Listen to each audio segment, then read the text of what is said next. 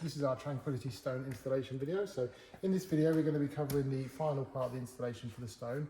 We're going to be covering some of the common questions in relation to small marks, chips, damages, how you access the pump, obviously levelling up the feature as well. So in the previous videos we've dug out the sump, we've got that as level as we can, we've got the supporting earth underneath the stone. As you can see, we've got the grid on here now, and what's happening is the weight of the stone is transferring through the grid. That's sitting on this catch tray area here, which is being supported by the weight of the earth below it. So that's where all the weight of the stone goes. Now, as with any stone feature, they are all natural, so the veins on them, the colour schemes, they are all individual and they are all very different. But what can sometimes happen, especially during the delivery phase or the installation phase, is small marks, chips. It's quite common, so don't be too alarmed by it. They are natural stones at the end of the day, so it's quite easy to look after these and repair them. So what I'm going to do, because as always we've probably got one that's not got too many marks on it, we'll put a few scratches on here because this can quite commonly occur during the installation process as you're trying to manoeuvre it onto the stone grid or even just trying to get it out of its initial packaging. But what we recommend is just a normal sandpaper. So in this particular instance I've got a 40 grit, maybe that is a bit coarse, you can go a little bit lower, probably about a 60 grit. But all you're going to do is ultimately sand these down.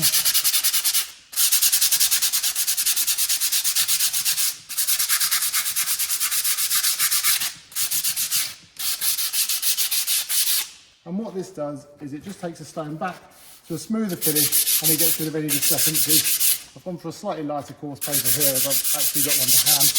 But what this does is it helps clean up the stone.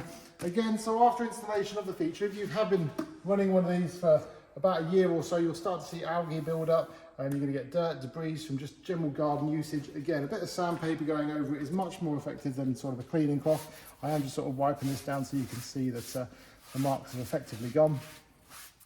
But use a bit of sandpaper, probably annually, just at the end of the year, just as you're shutting down your feature. It just revitalises that stone, gets it nice and bright again, ready for for future use.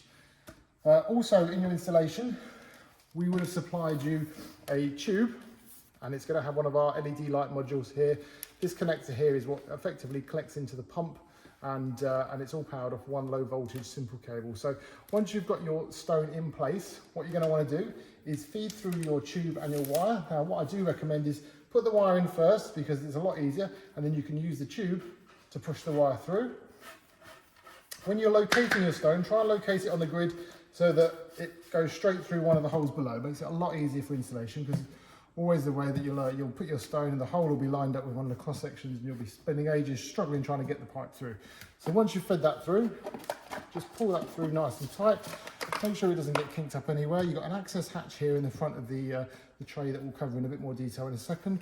But push your light fixture in. That can be located nice and snugly.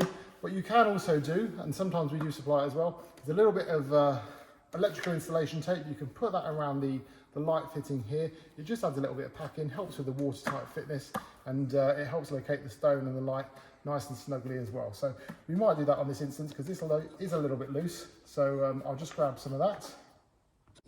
So just following on from the previous video there, I've got some electrical installation tape here. Just pop this around the light fitting. Just go around it a couple of times. Might be a bit too much for this one. And then that snugly locates that in, and that's created a nice watertight fitment, stops the light moving around, and it just enables that to just stay in position. You're always going to get variations because of the way the stones are drilled, so sometimes you find it a bit snugger, other times you might need a little bit more tape, but either way, obviously you want to get your light module in there nice and tight so that it stays in place. I think my colleague's just going to zoom in a little bit on the light fitting.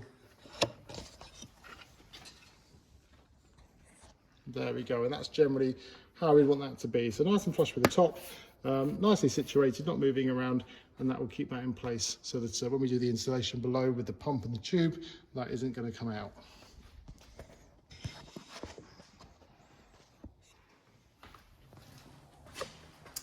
Okay, so the other pieces of equipment we supplied you are a pump. So these pumps all vary depending on the size of the feature. In this instance, we've got a 650 pump here, which should be more than suitable to power this kit here. Generally speaking, what that is going to do is that's going to fit onto the tube below. So you just nice and snugly get the tube, locate it onto the pipe. Now this can be a bit tight, but that's what we want. So it's got a nice watertight fitment. And then the cable that we have for the LED module, that plugs into the extension splitter cable just off your pump. So that just pushes in there, nice and simply. Now this is all submersible. The screw connector there is just to stop them from falling apart. It's not a watertight fitment, it doesn't matter. They're designed to be underwater. They're only a low voltage 12 volt system, nice and safe for the garden. And then we can put that in the sump area below. Obviously, when doing your initial installation, try and make sure that the stone is as level as it can be. It's very difficult, and as you add the weight, you're always going to get little bits of area and further bits of compression in the stone and the ground below. So don't worry too much about that, because we can cover a little bit of packing out in the next video. So once we've got the pump connected up to the tube work, what we'll do next is we'll do another video where we do the water installation, how to connect the cabling up for the pump system, and switching the feature on for the first time.